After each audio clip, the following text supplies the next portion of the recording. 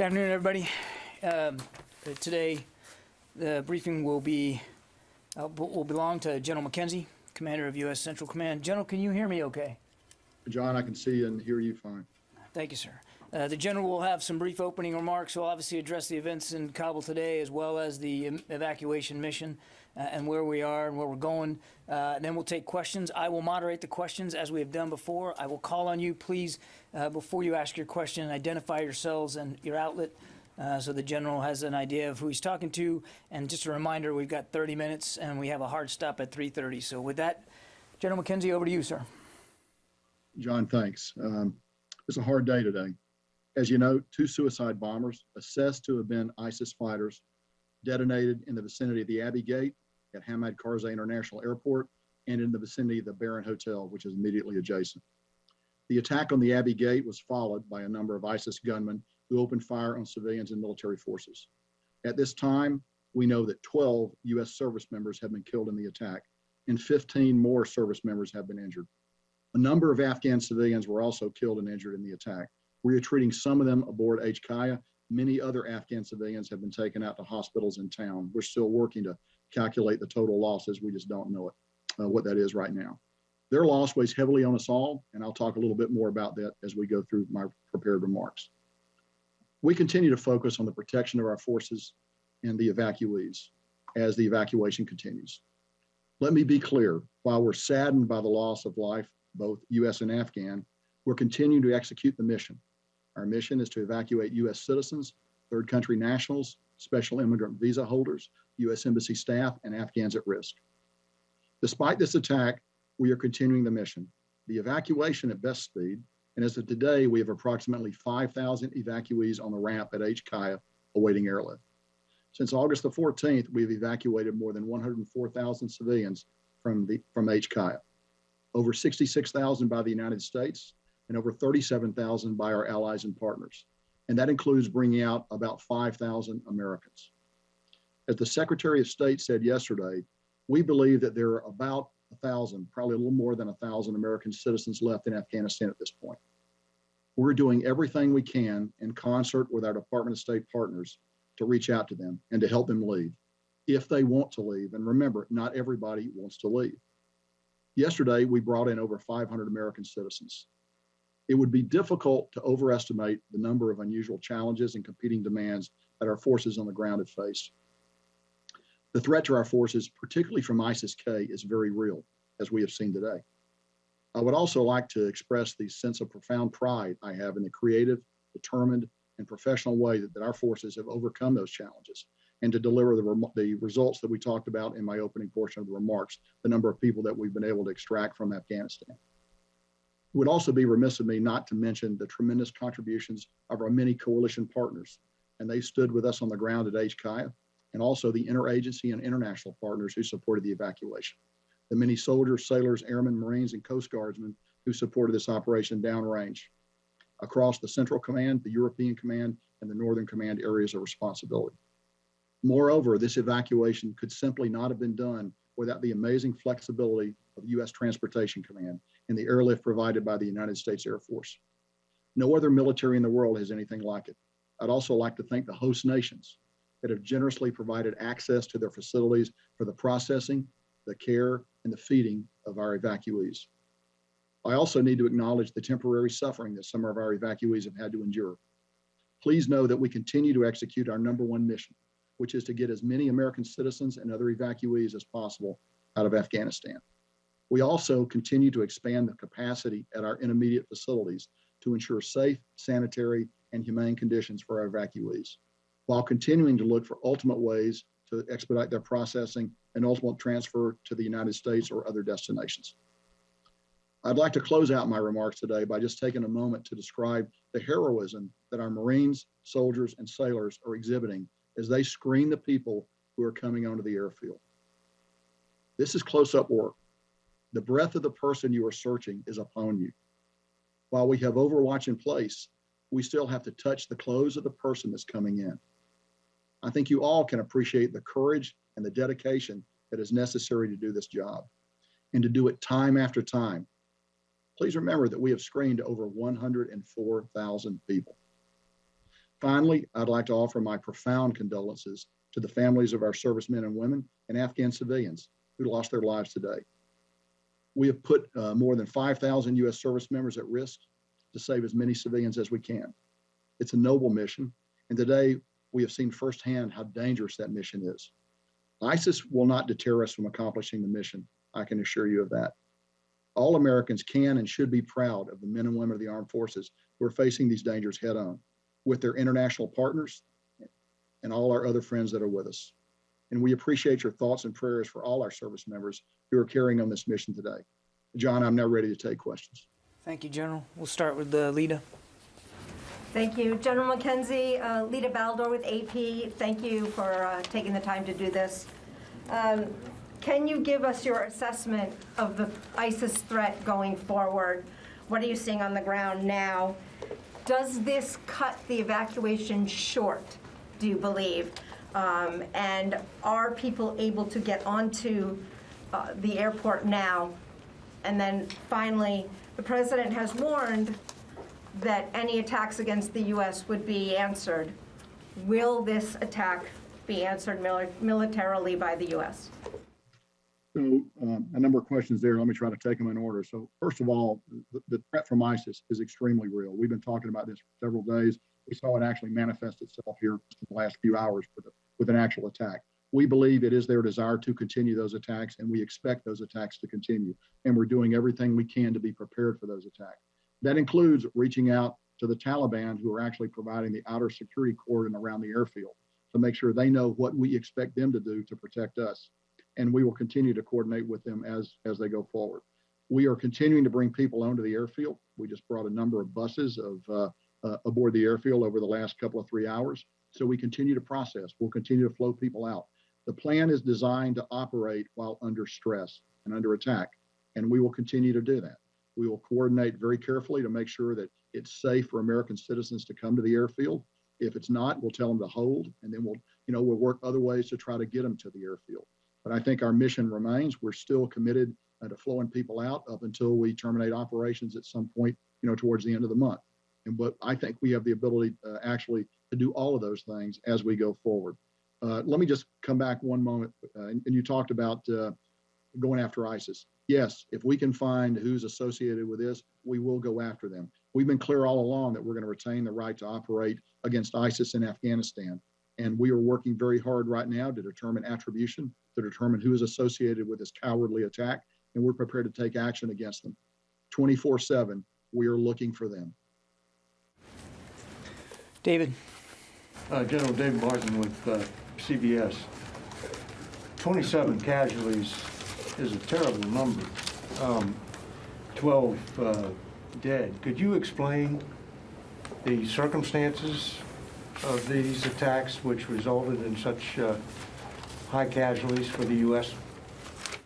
Sure, David. So first of all, you will understand that we're still investigating the exact circumstances. But what I can tell you is this. The attack occurred at a gate. And at a gate, we have to check people before they get onto the airfield. We have to ensure they're not carrying a bomb or any other kind of weapon that could ultimately make its way onto an aircraft. So that requires physical screening. You can't do that with standoff. You ultimately have to get very close to that person. So while the airbase itself is surrounded with T-walls, we're well bunkered in. We've done a variety of things to protect ourselves. At these interface points, these gates where people actually come on the airfield, there's no substitute for a young man or woman, a young United States man or woman, standing up there conducting a search of that person before we let them on. Now, the Taliban have conducted searches before they get to that point, and sometimes those searches have been good and sometimes not. I will simply note that before this attack, we had passed 104,000 people through. So this attack is one too many, but we'll evaluate what happened. We'll find ways to always get better. But the key thing is you don't want to let somebody on an airplane carrying a bomb, because that could result in even massive loss of life if an airplane were to be destroyed. So you got to do the searches. We work with our Afghan partners on the ground, the NSU elements, to conduct those searches. But ultimately, Americans have got to be in danger to do these searches. There's really no other way to do it. And again, I cannot tell you how impressed I am with the daily heroism of the men and women that are out there doing this work. Typically soldiers, sailors, and Marines that are doing that work. And they're right up close to thousands of people that are flowing through the airfield. You've all seen the images. And to be able to get up and do it day after day, it's remarkable. And this time, looks like somebody got close to us. We'll find out why. We'll try to improve our procedures. It is 12 service members dying. Nobody feels that more closely, more directly than me and everyone else in the chain of command. And we recognize that we need to continue to evaluate our procedures as we go forward. At the same time, there's a tension there. We have to continue to let people own the airfield because that is why we are there. We're not there to defend ourselves. We're there to defend ourselves while we process American citizens first, but also the other categories of people that I've mentioned, get them to a place where we can fly them out into a safer, better future. So just to be clear, this suicide bomber was going through the gate, being searched, checked by U.S. service members when he detonated his vest? David, that would be my working assumption. I know this, he did not get inside, he did not get on the installation. It was at the interface point where they try to come in where this attack occurred. And we just don't know more right now. We're gathering that information. As you will understand, we're investigating that. But right now, our focus really, we have other active threat streams, extremely active threat stream against the airfield. We want to make sure that we've taken the steps we need to take to protect ourselves there. So our focus is on that. Over the next few hours and day or two, we'll learn a lot more about what happened here. And I'm sure we'll be able to share that with you. But right now, our focus is actually going forward, ensuring that another attack of this nature does not occur. Because as you know, typically the pattern is multiple attacks. And we want to be prepared and be ready to defend against that. Courtney. Can you, hey, General McKenzie, it's Courtney Cuby from NBC News. Can you tell us a little bit more about these extremely real additional threats from ISIS? Is it a concern about more suicide attacks? And also about some of the steps that you may be taking to mitigate future attacks? I mean, would it include putting U.S. troops or Marines outside the gates or outside of the airport for additional perimeter security? And then finally, with all of this, is there any discussion about sending any additional U.S. troops to Kabul airport for additional security measures? So let me actually answer the last part of your question first. We assess we have the forces we need to protect ourselves there. I'm always in a constant dialogue with the secretary. If I needed anything else, I'd be talking to him immediately, but I think we have what we need to protect ourselves. So let's talk a little bit about the threat streams. So very, very real threat streams, very, what we would call tactical. That means imminent, could occur at any moment. And they range from rocket attacks. We know that they would like to lob a rocket in there if they could. Now, we actually have pretty good protection against that. We have our anti-rocket and mortar system, the gun systems that those of you who've been out there are very familiar with, that are pretty effective against these kinds of attack. We are well positioned around the boundary of the airfield, and we feel that we would be in good shape should that kind of attack occur. We also know they aim to get a vehicle-borne suicide attack in if they can, from a small vehicle to a large vehicle. They're working all those options. And then we've just seen their ability to deliver a walk-in, a vest-wearing suicide attacker. All of those things we look at. Now, the other thing we do is we share versions of this information with the Taliban so that they can actually do some searching out there for us. And we believe that some attacks have been thwarted by them. Again, we've been doing this we've been doing this since the 14th. This is an attack that's been carried out. We believe it's possible that others have been thwarted. We cut down the information we give the Taliban. They don't get the full range of information we have, but we give them enough to act in time and space to try to prevent these attacks. The other thing we try to do is we try to push out the boundary even further so that we don't get large crowds massing at the gate. Clearly at Abbey Gate today, we had a larger crowd there than we would like, which goes to show you that the system is not perfect. But we have gained large elements of standoff at other gates, and we want to keep that kind of standoff in place. As you know, standoff for attacks like this is always the best defense. Unfortunately, we just don't have the opportunity, given the geography of the ground that we're on, to always gain that kind of standoff. So let me close up your question by saying, we take the threat of these attacks very seriously. We're working them very hard. We're doing a variety of things. We got, as you know, we have AH-64 attack helicopters on the ground that we're flying to take a look. They have very good thermal and optical imaging systems. We got aircraft overhead that also have very good imaging systems. We have unmanned aircraft, MQ-9s, that have the ability to look. All of these systems are being applied in defense of the airfield, all of it on a continual basis, all of them vectored by the intelligence that we receive, and then we also use the Taliban as a tool to protect us as much as possible. I'm going to go to the phone, so I haven't done that yet. Alex Horton, Washington Post.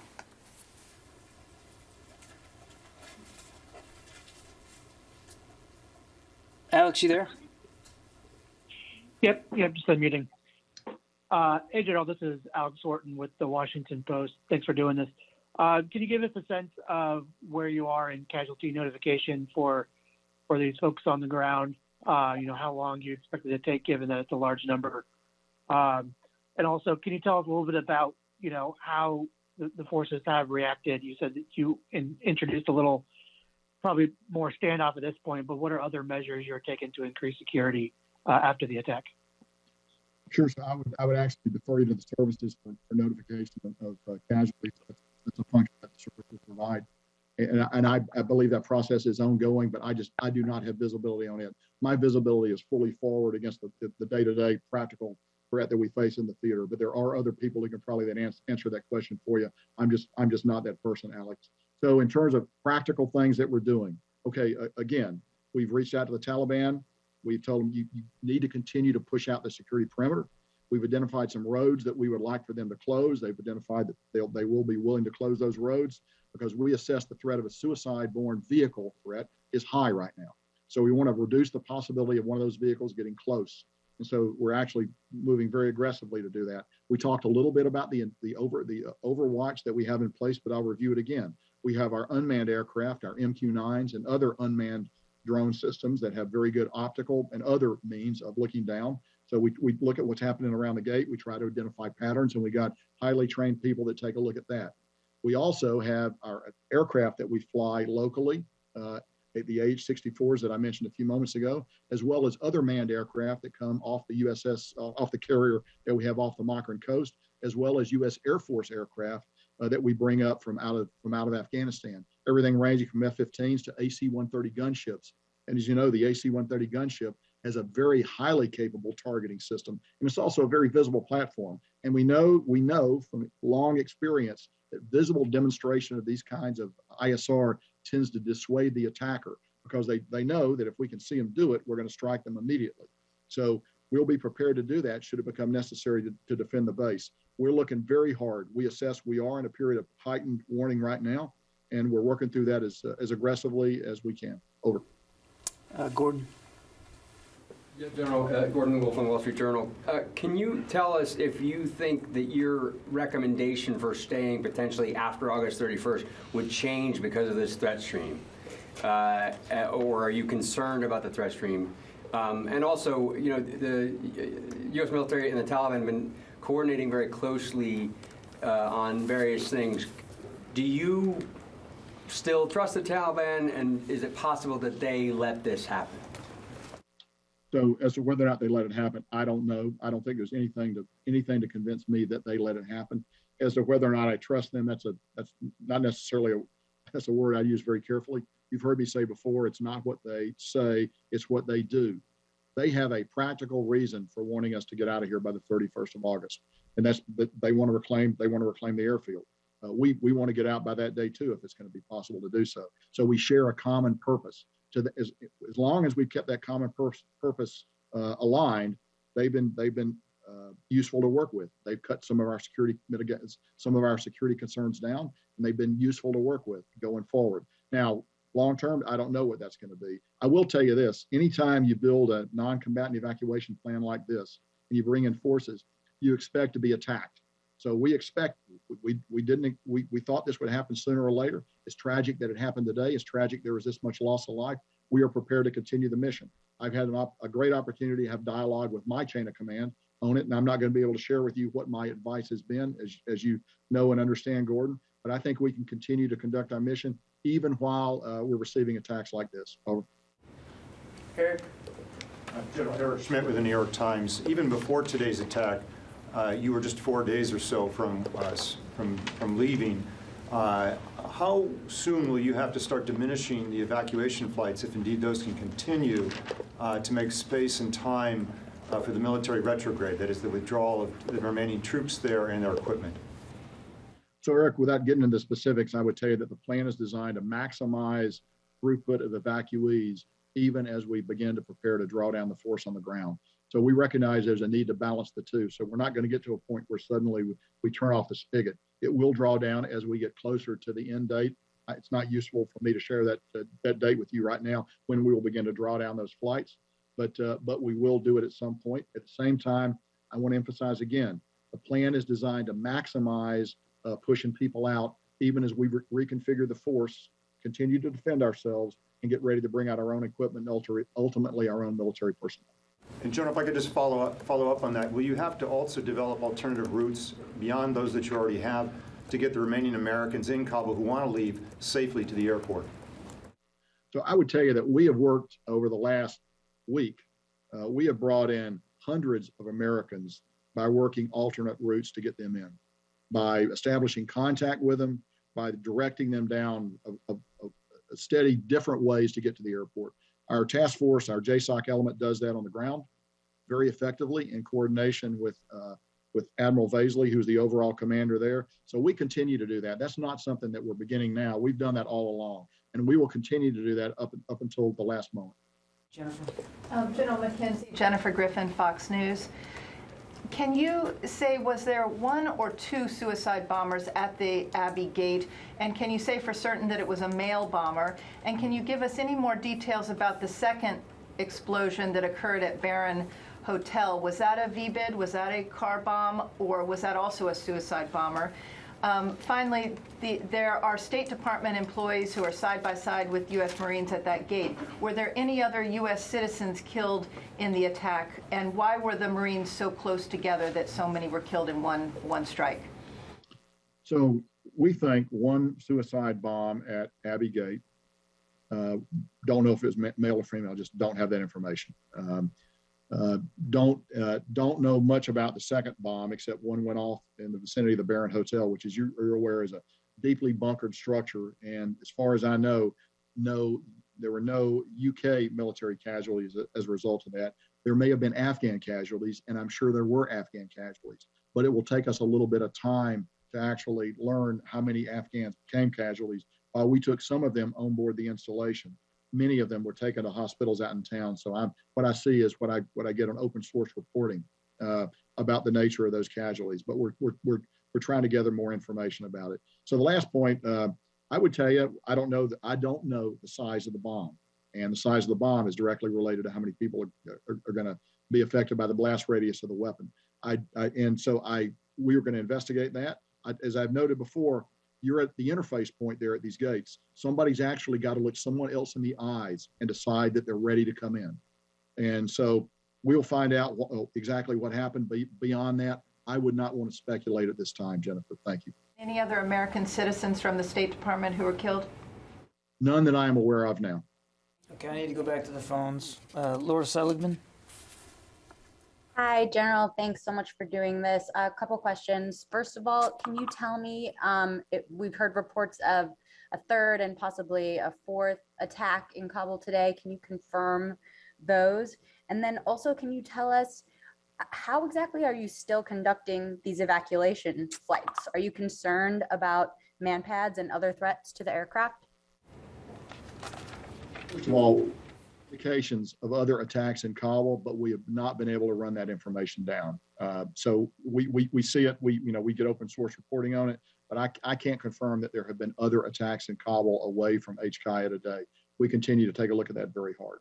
I will tell you this: the safety of our aircraft coming in and out is of paramount importance, because obviously you have the opportunity there for 450 or more people to die if you have a significant mishap with the aircraft. We know that ISIS would like to get after those aircraft if they can. We don't believe they have a manpad capable of doing it. They have taken shots at our aircraft on occasion without effect. We think that's going to continue. But as you know, military aircraft have a variety of self-defense systems. What's more vulnerable actually are the charter aircraft and other aircraft that are coming in that do not have those systems. So with our ISR, we look very carefully at the approach pattern and the departure pattern off that runway to see to see if we see any sign of something that might pose a threat to aircraft. That's one of the things that we look at religiously throughout the day and throughout the night as we conduct operations. Because really, the aircraft, the only way we're going to get people out of there. So we are keenly sensitive threats to our aircraft. Okay, we're going to take one more question. I'm sorry, guys, we got to keep moving. We're going to take one more question and then give the general a chance to close out. Idris? Sure, General. I know it's still early, But at this moment in time, how do you believe the suicide bombers made it through several checkpoints, whether it was Taliban or Afghan forces, to the Marines? Do you believe it was a failure, or they were able to somehow evade them and make it to the Marines? Well, clearly, if they were able to get up to the Marines at the screening, at the entry point of the base, there's a failure somewhere. It was a failure by, the Taliban operate with varying degrees of competence. Some of those guys are very scrupulously good. Some of them are not. I just don't know the answer to that question. But we will. You can be assured we're going to continue to take a look at it and try to make all our practices better as we go forward. Okay, General, sir, we're going to let the general close out. General, sir, for any closing thoughts you might have, sir. Hey, John, thanks. Again, I would just like to say today's a hard day, but the thing I come back to is the remarkable professionalism that the force on the ground is showing. As I've noted before, ultimately at these screening points in particular, you've got to get very up close and personal to the people that you're bringing out. There's no way to do that safely from a distance.